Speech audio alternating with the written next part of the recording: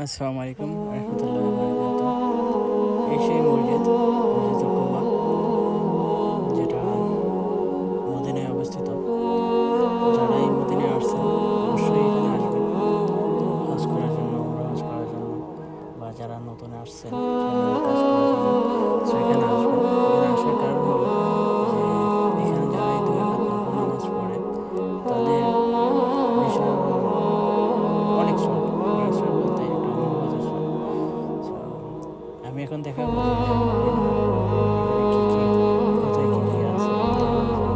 এই যে আমাদের এখানে ওয়াশরুম, মেল ফিমেল দুটোটাই আছে, দুটোটাই জায়গা আছে। এখানে যারা মাঝে মাঝে কনস্ট্রাকশন কাজ হচ্ছে, এটা হলো যে হাজিদের ক্যাম্প, হাজিদের জন্য কোনো সমস্যা হলে ওটা আর কি। এই যে ওয়াশরুমের আশেপাশে এসে পড়ছি, এটা হলো ওমেন্স, যেটা এখন বন্ধ আছে, আর একটা খোলা আছে এটার সাথেই। আর একটু সামনে হলো যে মেল মেল ওয়াশরুম, যেটা ছেলেদের জন্য। এখানে এই যে আমি একটু বললাম না যে হাজি ক্যাম্প, হ্যাঁ এটা হাজিদের জন্য, যে মিনিস্ট্রি অফিস। যে আপনারা এখানে যারা আসবেন এখানে দেখতে পারবেন অবশ্যই। আর যে একটু এখান দিয়েই যে সামনে, এটা হলো যে সামনে দেখছেন হসপিটাল, কুবা মসজিদের সাথেই হসপিটালটা আছে। তো যাদের সমস্যা হয় ইনশাল্লাহ ওখানে যেতে পারবেন। এই যে আমি এখন কুবা মসজিদের ভিতরে আছি, যেটা মেল সেকশন ছেলেদের। মেয়েদের জায়গা তো যাওয়া যাবে না, অফকোর্স যাওয়ানো অ্যালাউ না।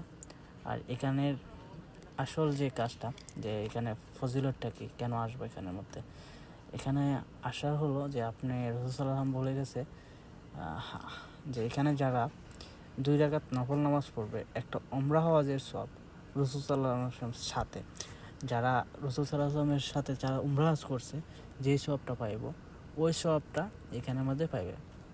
কেন এটার কারণ হলো যে আপনারা তো আর সবাই তো আর মক্কা যাইতে পারবে না।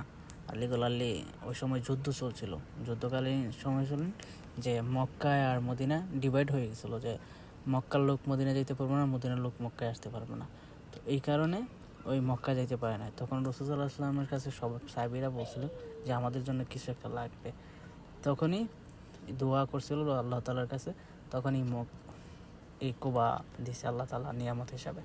তাই এখানে হচ্ছে যারা 2 রাকাত নফল নামাজ পড়বে তাদেরকে স্পেশালি একটা উমরা হজের সওয়াব অ্যান্ড রাসূল সাল্লাল্লাহু আলাইহি ওয়াসাল্লামের সাথে। সো অফকোর্স আপনারা সবাই আসবেন, আইসা এখানে নামাজ পড়বেন ইনশাআল্লাহ।